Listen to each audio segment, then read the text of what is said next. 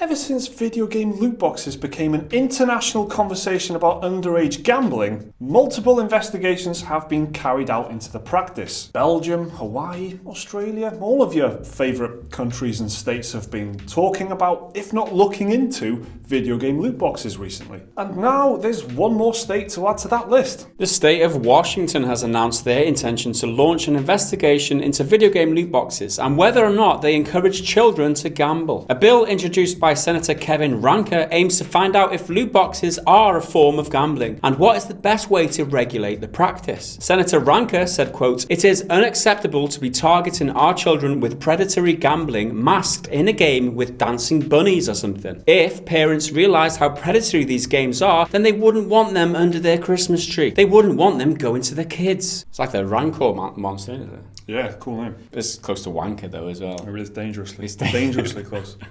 Senator Ranker also thinks the odds for loot boxes should be publicly disclosed to protect the vulnerable and the young. The Washington Gambling Commission has yet to take stance on loot boxes, but they say they're aware of the situation. This move comes not too long after Representative Chris Lee of Hawaii announced he would be launching an investigation into loot boxes. This is significant because it's another American state that's looking into it, and it does feel like another domino, and it's no surprise. I was expecting more people to jump on board with this and realise that it's an issue, and the more countries and the more states that talk about it, then the more that their neighbours and other people in the international community will look at it as well. This is a big deal.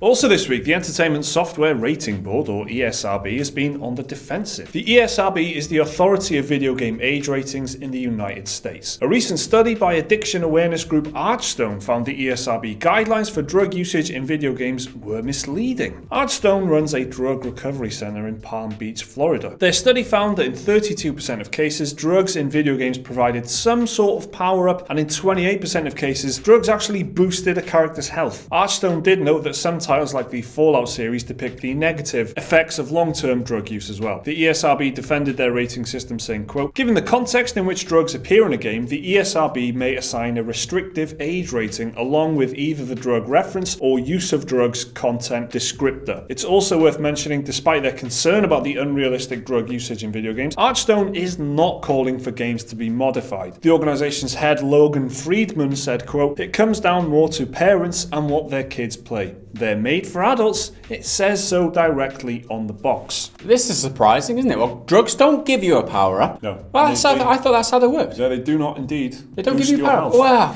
Now there's me throwing all the drugs down my neck, thinking I'm getting power-ups. That's not true, by the way.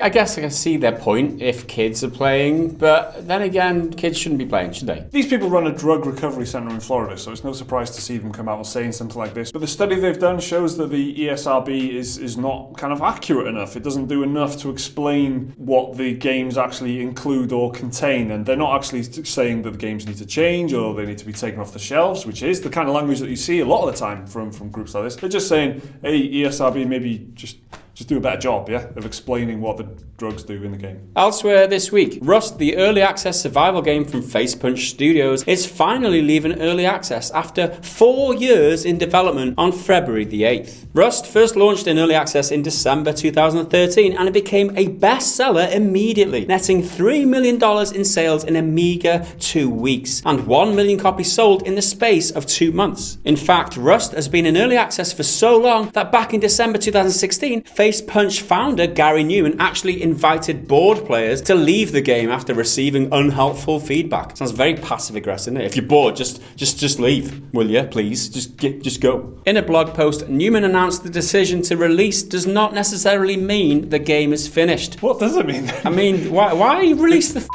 That's all it can mean at this point. The game is already available to buy. Now it's still available to buy. That's all it means now. Rather, it means the game will be in a more stable state. There you go. There's your answer, sorry. Mike. At least you shut me down. Sorry, mate. Spoke too soon, didn't I? It's also worth mentioning the price of the game will increase from $19.99 to $34.99 once it leaves early access. But Newman said the studio has given ample warning about the price increase, which is true. And it's good that he's done that. That is the way to do it. You let people know beforehand when your price is going to increase. Give them time to buy it if they want to at the early access price. That's what we Happy Few should have done in the first place. That's why they got their asses kicked by a lot of the community be. He can't complain about the way he's going about it. Whether it should be releasing, that's another question. Elsewhere in the headlines, Microsoft's Xbox Game Pass is a monthly subscription service which gives Xbox users access to a large library of downloadable games for £8 a month. Well, in a wonderfully consumer-friendly move, Microsoft announced this week that from now on, all of their future first-party releases will be included in the Game Pass at launch. So that means games like State of Decay 2, Crackdown 3 and Sea of Thieves, all scheduled for release this year, will be available via the Game Pass library on their respective launch days, along with future iterations of games like Halo, Forza and Gears of War. To make the deal even sweeter, Xbox head of marketing Aaron Greenberg confirmed on Twitter that the Game Pass will also work on the PC versions of these games with no additional cost. Sign me up. Where do I sign? Take my money. This is awesome, right? This is another way of doing games as a service where they take money every month, but you get the new games as well. That's the power play. That's what Sony need. If Sony did that, the f***ing world would end. I tell you, maybe not that drastic, but something good would happen. It would be quite good, though, is what Gareth means. But not everyone saw Microsoft's announcement as good news. An Austrian electronics retailer announced they would no longer sell Xbox consoles because of the Game Pass announcement. GameWare KG told gaming publication Games Market they have delisted all Microsoft consoles from their website. After the announcement that Xbox Game Pass will include all first-party Microsoft titles at launch, GameWare said they don't understand why they should still sell Microsoft consoles. According to GameWare, selling the consoles brings them no profit, only expenditure, and they make the majority of their profits from software sales. The retailer believes the Game Pass announcement is a sign that Microsoft wants to take all the software profits for themselves. GameWare tells Microsoft, quote, "If you want to do business alone, you should do the work alone. If all games come in a subscription, then bricks and mortar retailers, they're gone. That's it. Game over. They're making a stand here, and they're standing up for what they want, which is money. Survival more than anything. And finally this week, Snoop Dogg appeared on Twitch, where he was apparently playing the new survival game SOS. Snoop spent an hour supposedly playing the game for a sponsored event, and at first it looked a little bit like he was actually playing. He picked up items, cooperated with teammates, and had a conversation about pineapple-flavoured rum. But midway through the game, Snoop took both his hands off the keyboard to smoke up while reading a list of ingredients for his brand of weed growth supplements. Snoop then engaged in a bit of freestyle rapping about papaya fruit and killing demons with knives. Twitch chat wasn't too impressed with the facade, however, and there were multiple comments about how lame it was and how Snoop obviously didn't care about the game. Some people were a bit more forgiving, with one viewer saying, quote, "When you smoke as much as Snoop, you transcend the keyboards and just do shit with your mind." At the end of the stream, Snoop all but confirmed he was not playing the game, and speaking to someone off camera, he said, quote, "I wish I really knew that shit you were doing for me. They were probably like, Snoop is a genius in this game." So the whole time he was probably just rolling the blunt under the screen that you couldn't see, and then like it's taking a while. He just took so long, yeah. And he takes his hands off the keyboards. I mean, it's promotion, isn't it? Did he get paid to do this? Surely they paid him. I would imagine so. This was the day that this game gets released into early access, I believe, and they must have paid him to stream it. 100,000 plus followers on Twitch. Dubious is my response to that. At least try and convince people, Snoop, what the fuck? Just too stoned, isn't he? I'll do it if I don't actually have to play the game.